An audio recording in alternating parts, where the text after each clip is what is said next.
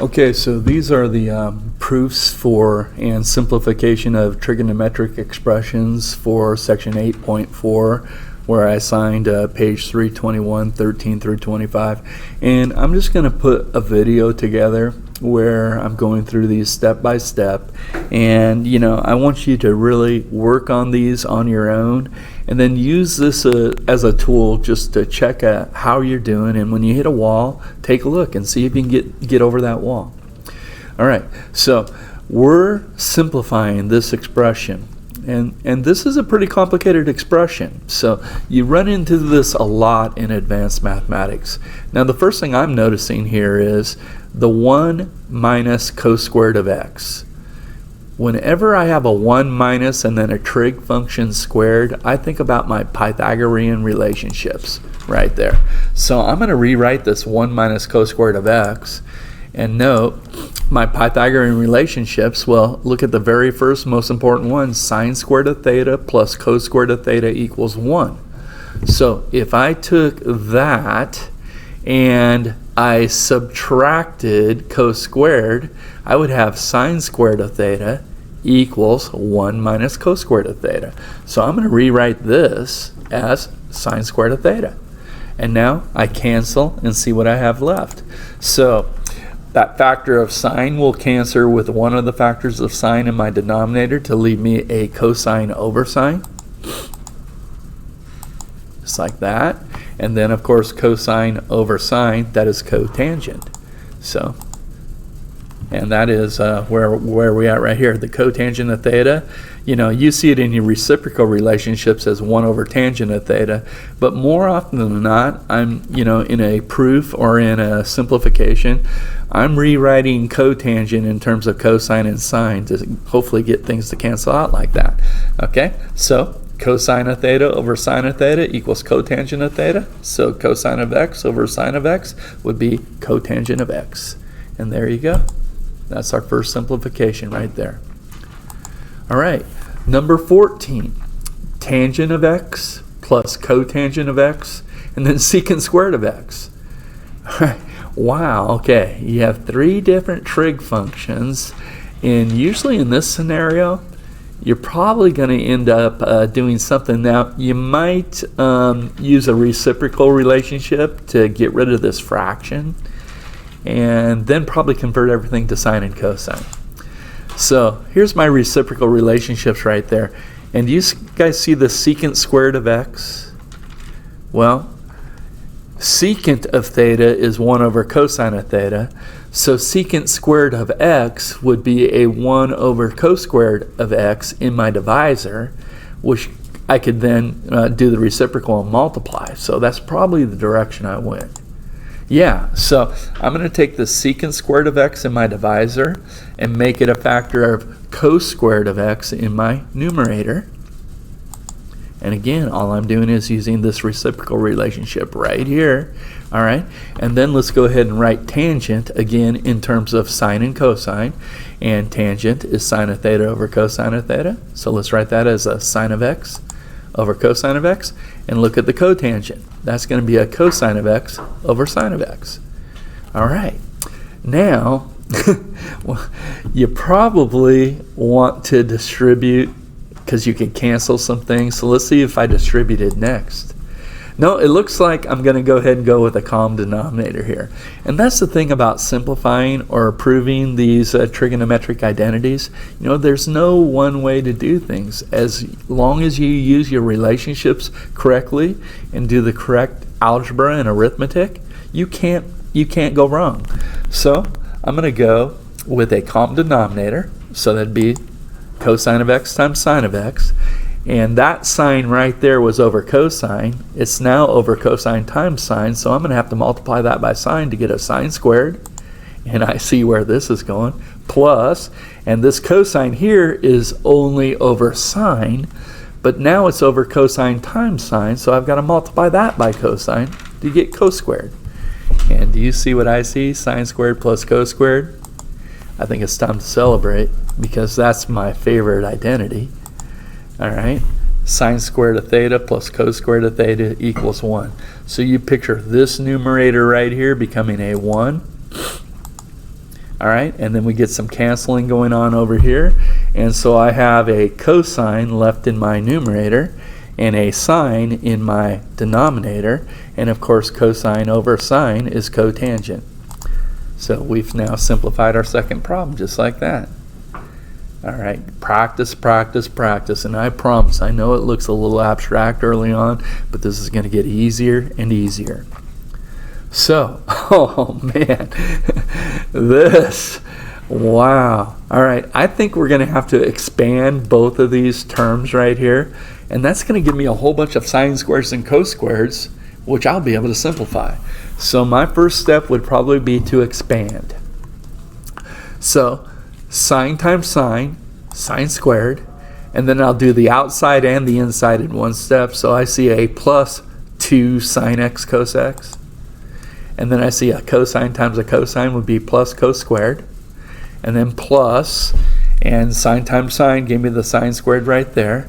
And now when I do the outside and inside right here, I'm going to get a negative 2 sine x cos x. I like that. And then negative cosine times negative cosine is cos squared. All right.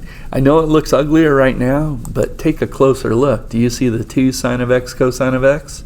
And the negative 2 sine of x cosine of x? Those cancel. And then I have a sine squared and another sine squared. I have 2 sine squareds. I have a cos squared and another cos squared. I love that. I have 2 cos squareds. All right. And now I have right here a common factor of 2.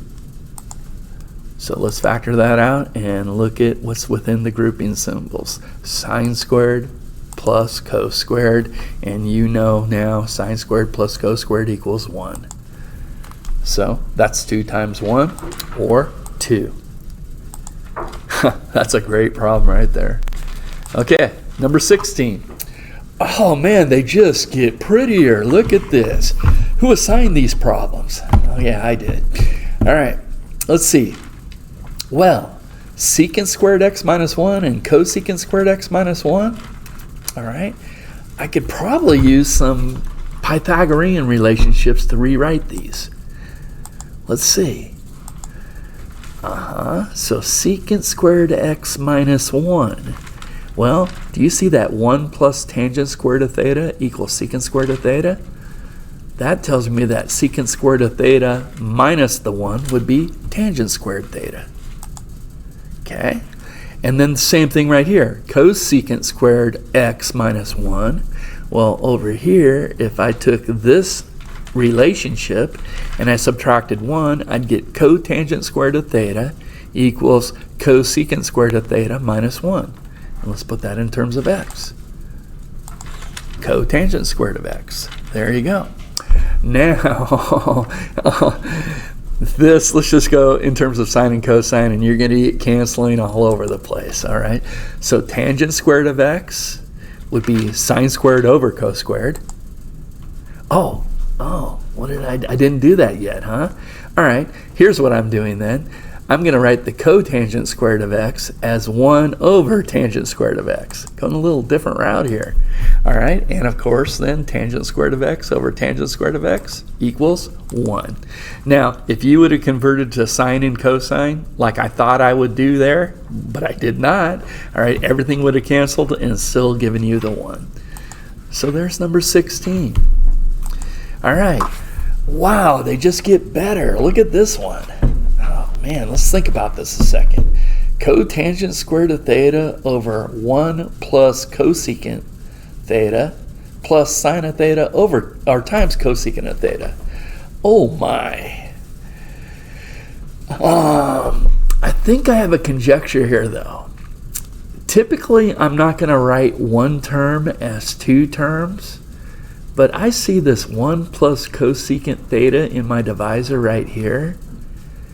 And if I could use a Pythagorean relationship to rewrite cotangent squared of theta, I think we're going to get some canceling going on here.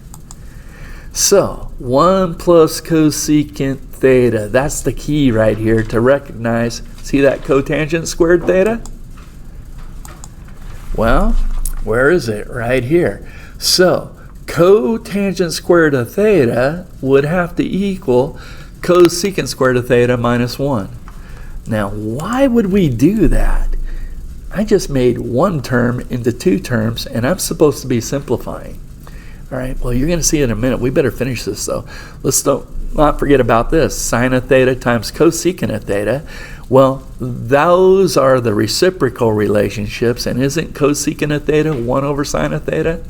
So that's just going to be sine of theta over sine of theta, or a plus 1.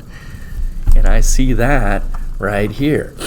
Cosecant of theta is 1 over sine of theta. Sine of theta over sine of theta, that's a 1. All right, now back to why we did this. Hey, difference of squares. Okay, now think about that a second. You all agree that a minus b times a plus b equals a squared minus b squared. Well, this is my a squared minus b squared, so I'm going to write that in factored form and cancel. So I'm going to see this as cosecant of theta minus 1 times cosecant of theta plus 1, and then I get canceling, and I have cosecant of theta minus 1 plus 1, which I could write right now as cosecant of theta. I think I showed more steps though. Yep, I went cosecant of theta minus 1 and then the plus 1 out here, so that gives me cosecant of theta. And there's another one. Man, I'm having fun. All right. You know what? I think this is the same thing going on right here. The secant theta plus 1 tells me I'm going to take this tangent squared of theta and I'm going to write it as two terms using my Pythagorean relationships. So one of the factors then can cancel after I factor. So this is just like number 17, really. The key is recognizing secant theta plus 1 and then your Pythagorean relationships right here. So you see this 1 plus tangent squared equals secant squared. That tells me that tangent squared is secant squared minus 1.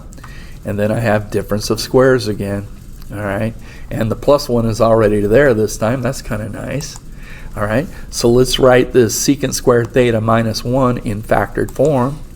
And there it is again. So here we go. That would be a secant theta minus 1. And then a secant theta plus 1. And now the secant theta plus 1's cancel out. And once again, you have secant theta minus 1 plus 1, just like that. And that, of course, equals secant theta. Man, we're doing great here. This is fun. I hope you guys are having as much fun as I'm having right now. Living the dream. Now, look at this expression. All right. And all this simplifying is just setting you up for proofs, because this is the same way I do a proof. I take one side of the identity and I simplify it to see if I can get the other side. Now notice right here, I see a common factor of cosine of y in both terms. So I'm going to factor that out. So let's bring a cosine of y out, and then with the distributive property, cosine of y times what will give me cos cubed of y? Well, that's a cos squared y. And then cosine of y times what will give me cosine of y times sine squared of y? That's a plus sine squared of y. And do you see what I see? Sine squared plus cos squared. Yeah, that's right. That is 1. Beautiful. So if this is 1, I'm just left with my cos y, and we're done. Well, that one looked tough at first, but that was really easy. Number 20. Secant plus cosecant over 1 plus tangent. It just gets better. So I think this is one of those problems where I'm probably going to convert everything into sine and cosine. Yep. So reciprocal relationships again, secant of y is 1 over cos of y. Yeah, there we go. So secant of theta is 1 over cos of theta. All right. Cosecant is 1 over sine, and then that tangent, all right, and we're not going to go 1 over cotangent, we're going to go sine over cosine, I'll bet right there. Yes.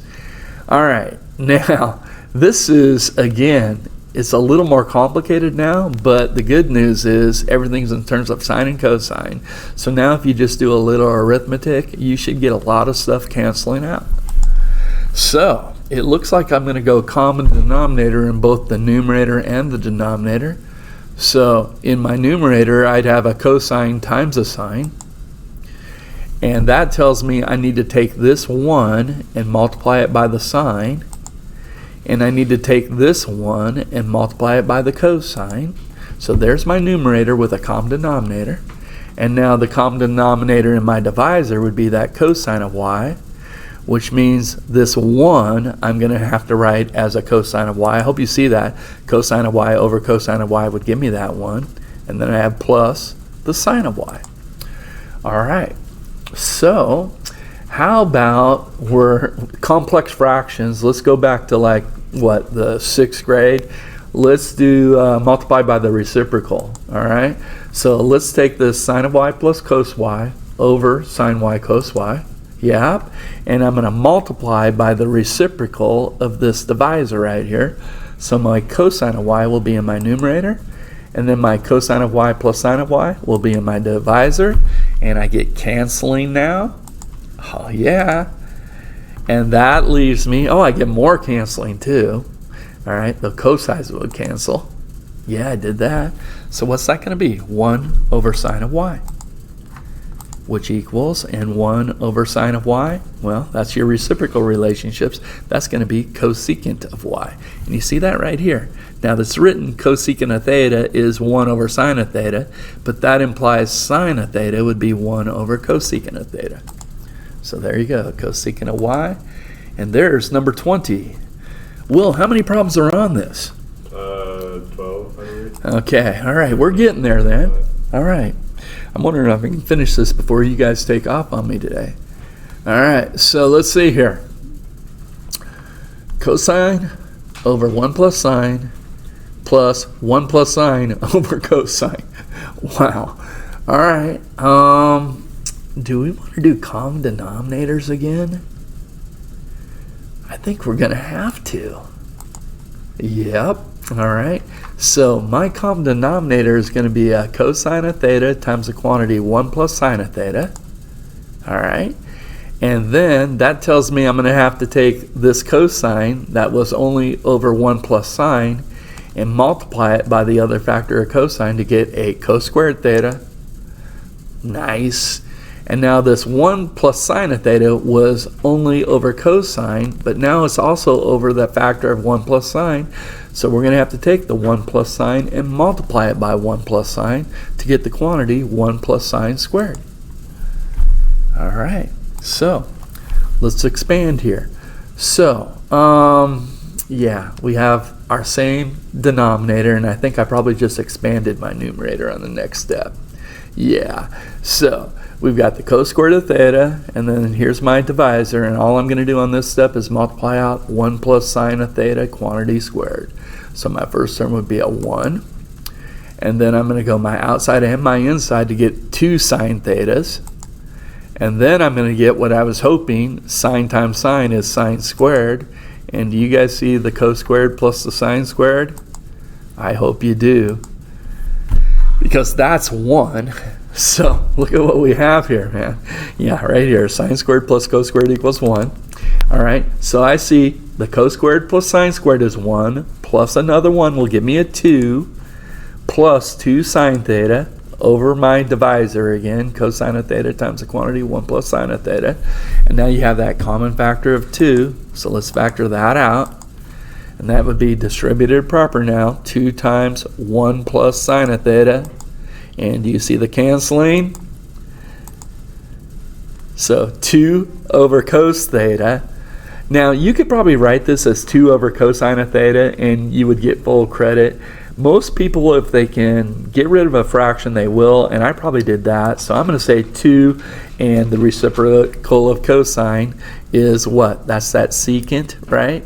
So we're going to go 2 times cosine of theta is 1 over secant of theta. There it is right here. And it's written secant of theta is 1 over cosine of theta again, but we see it like that. And there we go, QED. All right, number 22. Oh, I'm glad to see a 90 minus theta. This is the cofunctions of complementary angles. So the first thing I would do is rewrite tangent of 90 minus theta as cotangent of theta. Right there. Yeah, and then we get the cotangents there. All right. And so here it is right here. First of all, where's the tangent of 90 minus theta? Right there. That's cotangent of theta. So let's take the cotangent, and how about we write that as cosine of theta over sine of theta? And then the tangent of 90 minus theta becomes cotangent of theta. Okay. Now, let's see. Where are we going to go next here? All right, well, we get some canceling up top. Oh, I see. Look at that. You cancel those signs, and I have cosine plus cosine. So I have 2 cosine of theta over 2 cotangent of theta, and then the 2's cancel, all right? And you've got cosine of theta over cotangent of theta. Okay, so that's going to be cosine of theta, and it looks like I'm going to take this cotangent of theta here, and which is of course cosine over sine. So I'm going to multiply, instead of dividing by cosine over sine, I'm going to multiply by sine over cosine. And the cosines cancel, and I'm left with sine of theta. Oh, that's a great problem.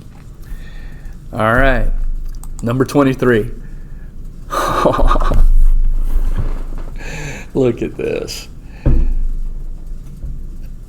Sine to the 4th of theta minus cosine to the 4th of theta, all right, over sine squared theta minus cos squared theta. Well, I see a whole bunch of difference of squares here, including up here.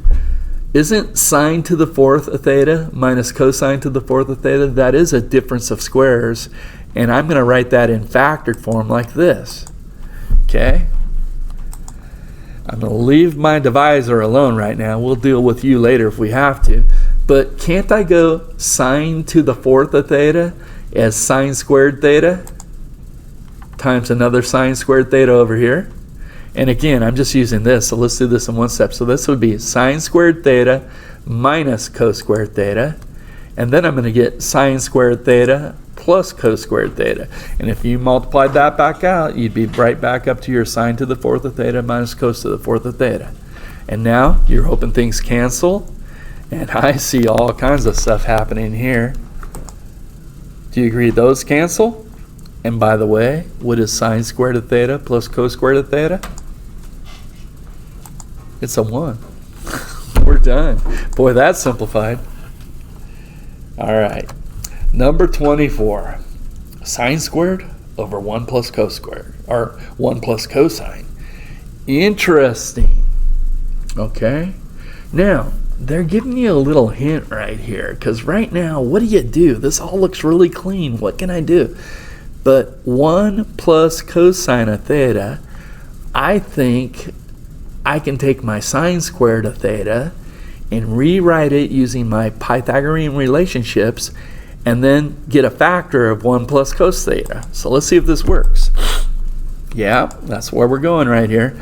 So this sine squared of theta would have to equal 1 minus cos squared of theta, which is difference of squares. Just like that. And now let's factor that. Yeah, we know. So that's going to be 1 minus cosine times 1 plus cosine. 1 minus cosine times 1 plus cosine, and you see the canceling going on right there. So, wow, this simplified the 2 terms, but it's pretty simple. 1 minus cosine of theta, and there's nothing else I can do right there. Right on. All right, number 25. Hey, have we done nothing but simplifying? And they gave you a proof on the very last problem here, I think, and also gave you a hint that you're going to use sine squared of theta plus cos squared of theta equals 1. All right, so let's think about this. Well, if you're doing a proof, it's just like what we've been doing. You're going to pick the more complicated side, which probably here would be the side with 2 terms in it, all right, and see if you can simplify it to secant squared of theta. So we're just going to work the left-hand side. Now, how can we get there? Well, tangent squared of theta, All right. I'm probably going to use Pythagorean relationships again. Oh, no, it looks like I'm going to go ahead and do my reciprocal relationships. Interesting, okay? I don't know. I think the Pythagorean might have got me there a little quicker, but that's okay. We'll try to go this way. So, can I write tangent squared as sine squared over cos squared? And then to get a common denominator, I'm going to take this 1 and multiply it as cos squared over cos squared. Okay? Now I know initially this looks a little more complicated, but do you see the common denominator and then your numerator? Yeah, this is going to be pretty because your common denominator is cos squared of theta, and your numerator is sine squared plus cos squared, which we know that's 1. And that's what they told us to do right there. Good. All right. Equals. And of course, reciprocal relationships. 1 over cos squared of theta would be what? Secant squared of theta? And that's what we were looking for. Look at that. QED. Okay. You guys, was the last problem I assigned number 25? Yeah. This is it, man. Video is done, so I hope you guys enjoyed it as much as I did. My son is flying all day today, and you guys know he's my video producer. So I'll try to have him get this together. He has Fridays off, and so I'll have this video on YouTube by tomorrow. All right, you guys have fun with these problems. All right, and I hope you can turn to this video and really start enjoying this kind of stuff as much as your nerdy math instructor enjoys it. Have a great day.